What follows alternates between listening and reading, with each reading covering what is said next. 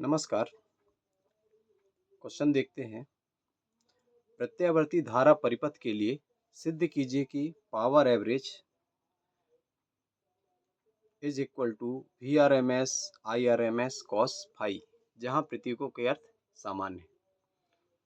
तो प्रतीकों के अर्थ सामान्य का मतलब v की वही वैल्यू है जो आप पढ़ते आए हैं, मतलब विभवांतर I धारा के लिए। ठीक है, अब देखिए पावर एवरेज क्या होता है उसके बारे में एक लाइन आपको बता देता हूँ। पहले पावर एवरेज, इसकी डेफिनेशन क्या हो जाएगी? किसी विद्युत परिपथ में ऊर्जा व्यय की दर को सामर्थ्य कहते हैं। किसी विद्युत परिपथ में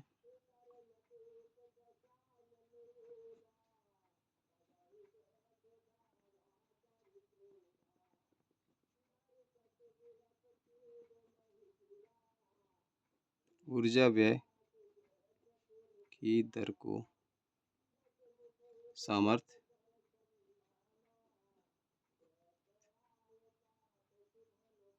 सामर्थ्य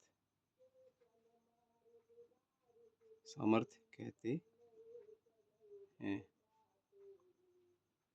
सामर्थ्य अदथा या ऊपर रखी रहे, सामर्थ्य कहते हैं। काट के इसको लिख ही देता हूँ, सामर्थ्य है ना, सामर्थ्य कहते हैं।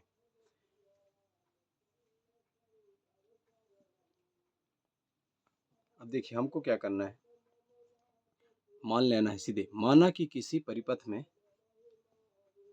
हल करते हैं ना, आप ये ज़रूरी नहीं है कि ये डेफिनेशन लिखें, मैंने याद दिलाने के लिए ऐसा लिख दिया है। हल हम यहाँ से करेंगे। माना कि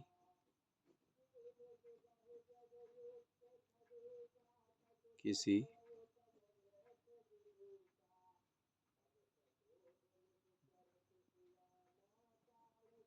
परिपथ में प्रत्यावर्ती विभवांतर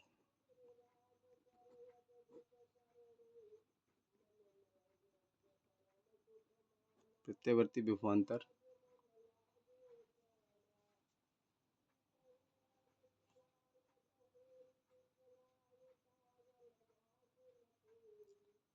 माना कि किसी परिपथ में प्रत्यावर्ती विभवांतर v बराबर v0 साइन ओमेगा टी लगाने से या आरोपित करने से, लगाने से किसी क्षण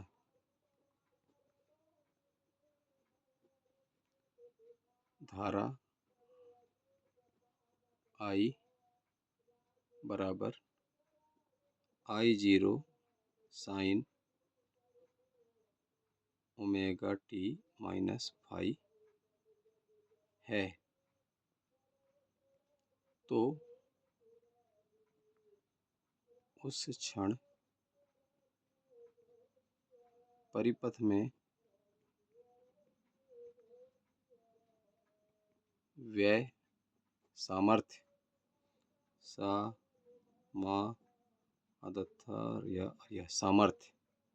सामर्थ्य P बराबर होता है वी आई। अब थोड़ा इसको समझा दूं आपको। देखिए किसी परिपथ में प्रत्यावर्ती विभवांतर V बराबर V0 साइन ओमेगा टी लगाने से किसी क्षण धारा I बराबर I0 sine omega t minus phi. होता क्या है, विभवांतर आगे चलता है और करंट थोड़ा पीछे, करंट का कालांतर रहता है, माने करंट का जो टाइम है विभव से थोड़ा पीछे है, इसलिए यहाँ पर ओमेगा टी माइनस फाई है। ठीक है, अब देखिए सामर्थ्य बराबर होता है पावर बराबर वोल्टेज इंटू करंट। करंट और विभव दोनों का मल्टीप्लाई कर देंगे, वो हो जाएगा पावर। ये लिखा है आपने। अब V और I का मान जो हमने माना है उसी को रखना है। V बराबर V0 साइन ओमेगा टी माना है और I बराबर I0 sine omega t minus phi. इसको आप यहाँ रख दीजिए, आपको मिलेगा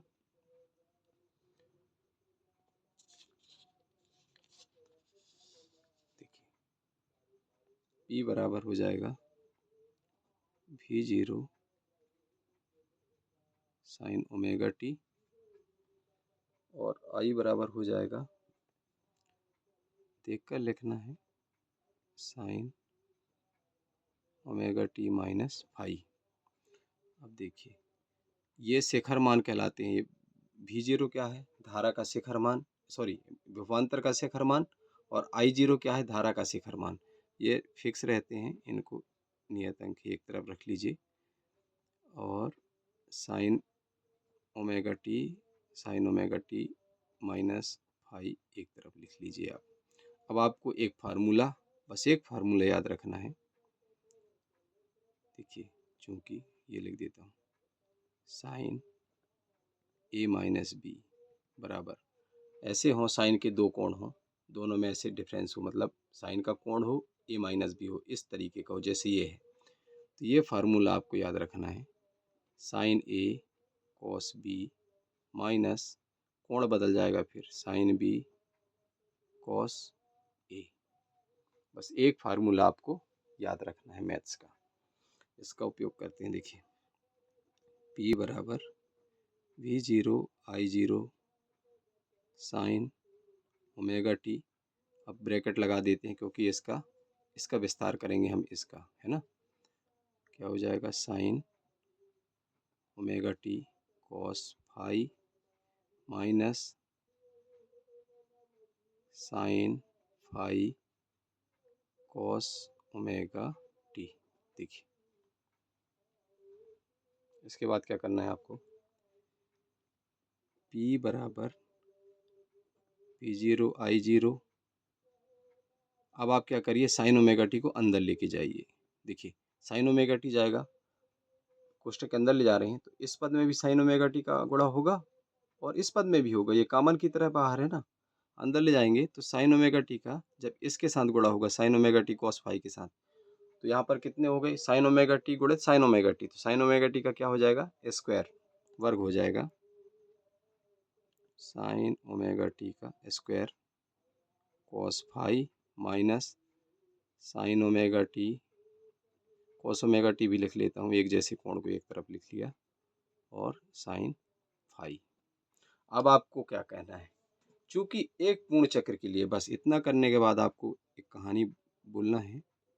चूंकि प्रत्यावर्ती धारा के एक पूर्ण चक्र के लिए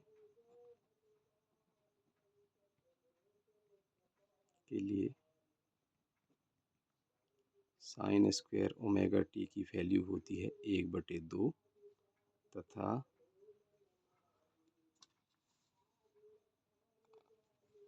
साइन स्क्वायर ओमेगा टी की वैल्यू होती है 1/2 तथा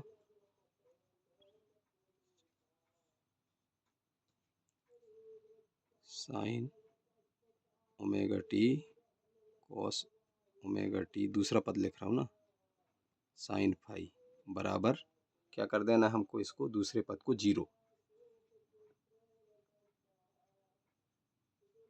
चूंकि एक पूर्ण चक्र के लिए साइन ओमेगा टी का मान 1/2 तथा sine omega t cos omega t sine phi बराबर जीरो होता है। बस अब इसको यहाँ रख दीजिए आप, P बराबर आपको मिलेगा वी जीरो आई जीरो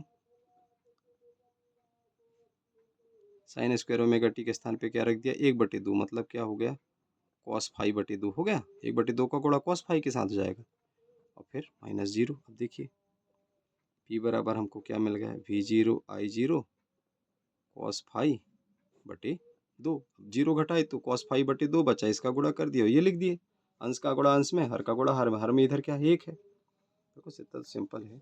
अब देखिए अब आपको क्या करना है, P बराबर लिखना है, इसको हम बटे 2 को ऐसा लिख सकते हैं क्या, अभी देखिए वी जीरो आई जीरो बटे 2 बटे गुणे 2 कॉस फाई, ज़्यादा है तो गुणा लगा लीजिए। देखिए ऐसा लिख सकते हैं, वर्गमूल 2 गुणित वर्गमूल 2, 2 का मान 2 को हम ऐसा लिख सकते हैं ना, वर्गमूल 2 √2 गुणित √2। तो अब क्या हो जाएगा, P बराबर वी जीरो बटे √2, अलग एक तरफ लिखिए, गुणित आई जीरो बटे √2 गुणित कॉस फाई। देखिए इसकी वैल्यू, इसका मान क्या होगा, वही होगा जो हम सिद्ध करना चाह रहे हैं, VRMS।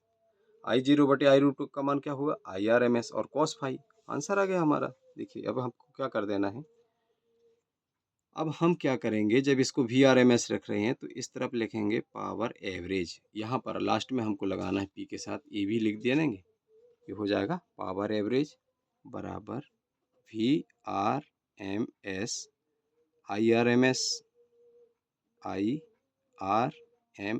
cos phi. गुणा का निशान चाहो तो लगाओ, नहीं चाहो तो भी सही है, ऐसा भी लिख सकते हो, कोई वो नहीं है कि गुणा ही होना। सर ने लगाया तो हम ये देखिए, ये भी वही वैल्यू वही है, कुछ नहीं लिखा है साइन, मतलब गुणा होता है ना। देखिए पावर एवरेज बराबर VRMS IRMS cos फाई, यही हमको सिद्ध करना था। हो गया, बस इतना ही तो करना है, प्रूफ हो गया। एक दो बार करेंगे प्रैक्टिस, आने लगेगा आपको। बस एक चीज़ और थोड़ा सा बता दे रहा हूँ, उसको ध्यान रखिएगा। ये जो cos फाई है इसको क्या बोलते हैं, पावर फैक्टर। इसको क्या कहते हैं, पावर फैक्टर, शक्ति गुणांक बोलते हैं cos फाई को। ये हिंट लिख दिया, याद रखिएगा। cos फाई क्या कहलाता है, पावर फैक्टर। हिंदी में बोल देते हैं शक्ति। पावर माने शक्ति होता है, फैक्टर माने गुणांक। cos फाई को हम क्या, cos फाई को क्या कहते हैं, शक्ति गुणांक। हो गया, ये लिखने की जरूरत नहीं है, ये याद दिलाने के लिए मैंने ऐसा ब्रैकेट में लिखा है, आपको यहीं तक लिखना है और प्रूफ हो गया। उम्मीद है आपको समझ में आ गया होगा। Okay, good luck.